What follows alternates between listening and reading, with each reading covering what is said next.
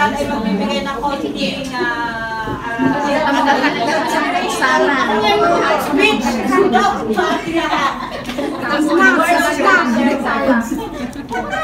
Hindi naman prepare. Kasi may natin sa morning. Okay, so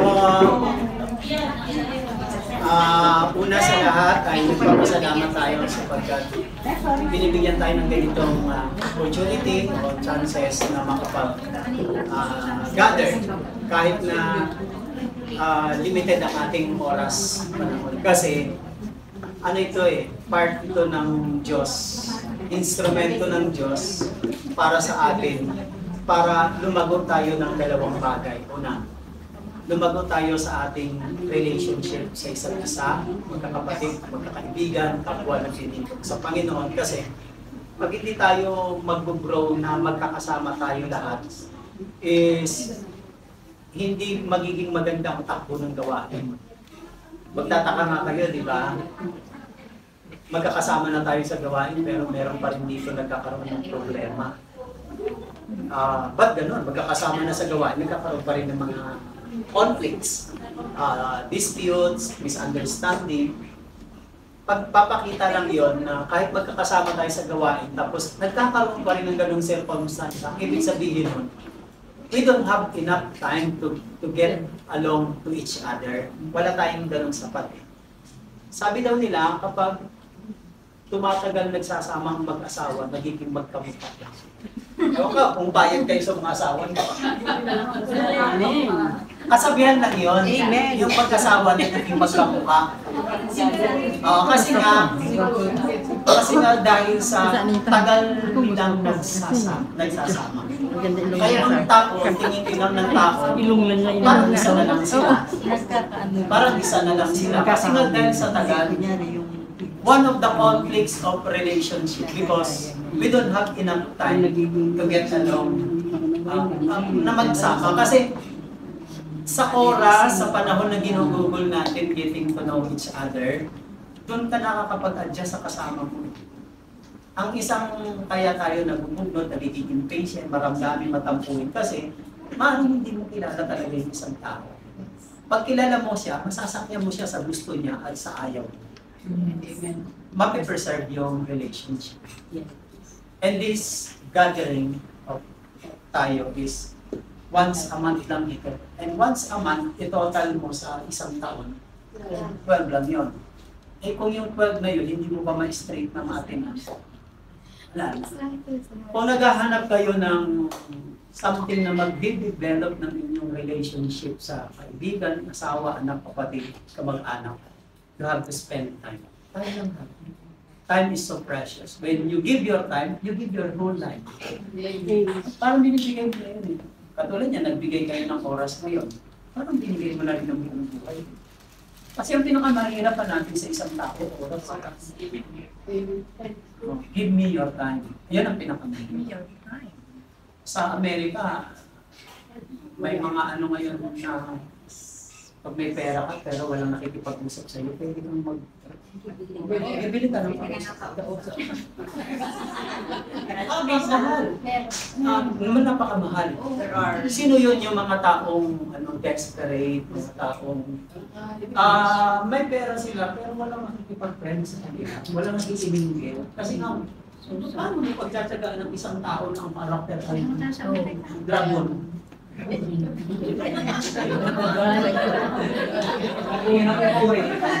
Napakahirap. This is the purpose of getting to know each other. Na dito natin nade-develop yung partner. Isa yun sa pamamaraan ng Diyos. If you are looking for someone na makadevelop ng isang friendship, samahan, group, community, na hindi ka ma-disappoint, hindi ka mag-fail. Wala naman kasing perfect na group at samahan.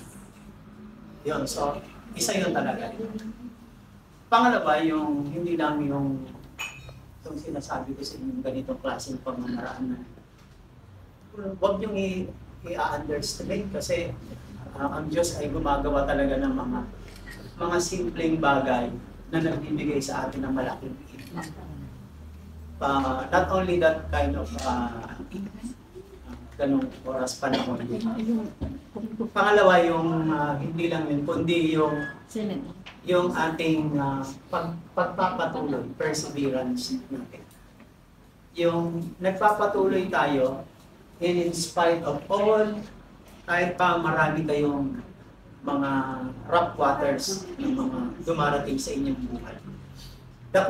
Ang tanong dyan ay, hindi kung gaano marami ka nadapa, bumagsak, nasaktan, nasugatan, is hindi yun ang binibilang ng Diyos. Ang binibilang ng Diyos ay kung gaano ka karami tumayo, humakbang, lumakad at magtrabaho.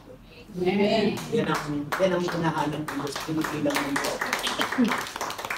Tayo, pag ang dami nating mga failure, disappointments, hurts, na tayo nadi-discourage na tayo, lalo na pag bumabalik-balik sa isip natin. Ang Diyos, alam niya yon na nangyayari sa iyo, pero hindi niya yun binibilang. Kaya, magpatuloy lang sa trabaho, sa family. Ang ginagawa ninyo, patuloy nyo lang. Kasi who knows, hindi nyo alam kung hanggang saan nyo ito magagawa. At least, pag dumating na yung time na nasa bahay ka na lang, kahit nasa rocking chair ka na lang, gumagamit ka ng tungkol, wala kang mga regrets kasi nagkaroon ka ng social life. Kasi ang disenyo kasi sa atin ng Diyos, ang pagkagawa-create sa atin ng Diyos, we are not created for isolation. Kasi pag mag-isolate ka, mas lalong malakas ang mga bulong ng negatives. Ang paborito kasi ni Satan na attack, na way of to attack us is through isolation. Dito sa gawain ito sa Macau, kung puro lang tayo trabaho, after trabaho, you have to isolate yourself. Kasi nga ang dami mo mga disappointments. So ang gagawin mo, tendency to isolate. Kasi nawawalan ka na ng gana, makikijoin ka, makikiminggil ka, tapos doon din manggagaling ang problema mo sa kanila, paano ka kapagaganahan? So ang tendency, you have to isolate. Mas maganda pang solo na lang ako kaysa magpuisit ng buhay ko sa kanila. We are not, God did not make us or choose and call us to isolate. Walang ganun. Tinawag niya tayo para to walk with Him. Amen. And to walk with His people.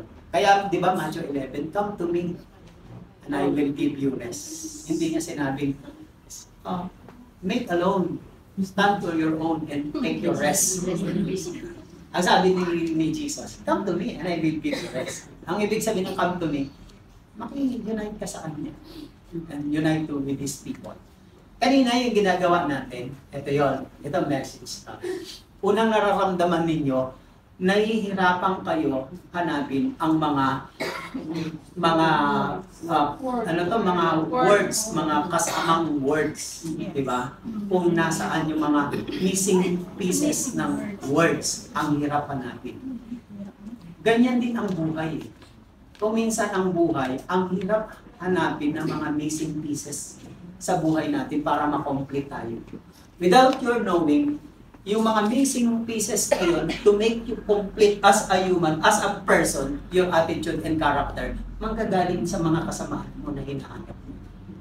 Hindi mo ba alam na sharpen ka, na perform ka dahil sa mga kasamahan mo na nakikitaan mo na hindi ba maganda? Nai-irritate ka pero yung hindi mo alam sa pamagitan nila, inaano ka ng Diyos, sinishape ka. Huwag kang hahanap ng sarili mong comfort kasi hindi ka madidevelop doon. Hindi ka mag-grow pag naghanap ka ng sarili mong way of your comfort. Ang hanapin mo, yung binibigay ng Diyos. Lord, ito ba yung bigay mo kahit asar na ako dito sa lisa? Ito ba dito? Tanggapin mo. Bakit? Part of life yun. Kung pipili ka ng mga kasamahan ng mga makikinis, mga flawless, perfect magsalita, hindi nakaka-open, hindi nakaka-backslide, wala kang makikita gano'n. Lalo ka lang masasaktan. Kasi ang tendency, sige, pagbigyan kita, hanap ka ng grupo. Ay, nakakita ako ng grupo. Ano? ano sila, dalawa, disiplinado, tapos yung attendance. Pag sinabi ka tapos walang ano, lahat. Yung something na ideal, do not look for something an ideal. Maganda rin yung ideal, mga ideal natin na hinahanap, ideal group, community, ideal church, ideal husband, or ideal wife. Maganda rin yon. Pero, wala kasi talagang perfect or ideal talaga na magmamatch sa gusto nila. Let's say, pag pinagbigyan ka, humanap ka. Pagdating mo dito sa group na ito, hindi na El Shaddai kasi ayaw mo si El Shaddai. Kaya ito ngayon, pagpasok mo ngayon, binelcome ka, tinanggap ka. Yung pagkakamali mo, dahil sa kanilang pagiging ideal, yun din ang magtatanggal sa'yo. Sasabihin, hindi ka bagay dito. Kasi kami, flawless kami. Ikaw ang nagdala ng pasaway dito, ganyan. So, hahanap ka na naman uli. Mapapagod ka lang sa kakain. There's no such ideal church, ideal community, ideal group, or ideal leaders or companions. Wala. Tanggapin lang talaga. Tanggapin lang talaga. Alam mo kung bakit? Eh, ikaw nga, tinanggap ka nila. Ano gagawin mo sa kanya? Isikmuraan mo na lang tanggapin mo. Yan. Ang hirap. Di ba? Habang napansin ninyo, habang hinahanap ninyo, huwag kayong mag-i-expect yung mga hinahanap natin na wala at kulang sa ating katulad ng passion kanina, na hahanapin mo dun sa gusto mo at sa pamamaraan mo. Hanapin mo sa gusto ng Diyos at pamamaraan ng Diyos. Saan mo yun makikita? Sa mga nilalapit sa iyo. Nangungusap doon, nagkatuturo na sa iyo ang Diyos kung bakit binigyan ka niya ng ganyang grupo, binigyan ka niya ng ganyang kasama, binigyan ka ng ganyang asawa, binigyan ka ng ganyang employer. Nangungusap na siya doon kung hahanapin mo lang na dapat ganito, hindi ka talaga mag-grow. Hindi ka mag-perform, hindi ka masiship. Tanggapin mo. Walang inilalapit, ibinibigay sa atin ng Diyos na wala siyang purpose. May purpose. Mahirap hanapin ang mga missing pieces to make us complete, satisfied, joyful, and happy. Mahirap. Naghahanap ka ng malayo at ideal pero hindi mo alam na dyan lang sa tabi at sa gilid. Tanggapin mo lang. Amen? Gutom na tayo. Tayo na tayo.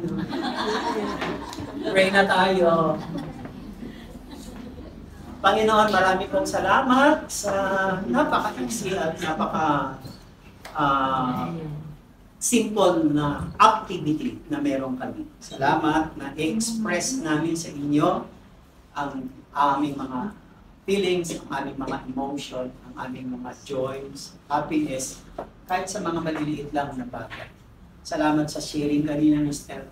Lisa na nagbigay sa amin ng inspiration. Salamat kanina sa team building activities na nakita namin in a simple message. We are looking and searching for the missing pieces sa aming buhay na and yet, Panginoon, pinapakita mo naman pala sa amin sa araw-araw ng mga taong inilalapit mo sa amin kahit sa mga circumstances. Salamat po ng marami at pagpalain niyo po ang mga anak ninyo na nag-spend ng oras, panahon sa sandaling ito. Kayo po ang gumanti, kayo po ang magsukli, kayo po ang magbigay ng biyaya at pagpapala dahil kahit ano naman po ang pagtsatsaga namin kung hindi nyo rin po kami paggagantimpalaan at pagpapalain, baliwala po kami. Subalit yung aming pananampalataya at pagpapatuloy kahit ano pa ang mga problema at pagsubok ay ang inyong habag at biyaya sapat para kami, Panginoon, ay ganti. Bless us, Lord. Pagpalain niyo po kami lahat kasama ang aming trabaho, ang aming buong pamilya. Dalangin namin na marami pang blessing na dumating sa amin. Yes. By faith, aming kiniklaim ito. In Jesus' name we ask, we pray that in the Father, the Son, and the Holy Spirit. Amen.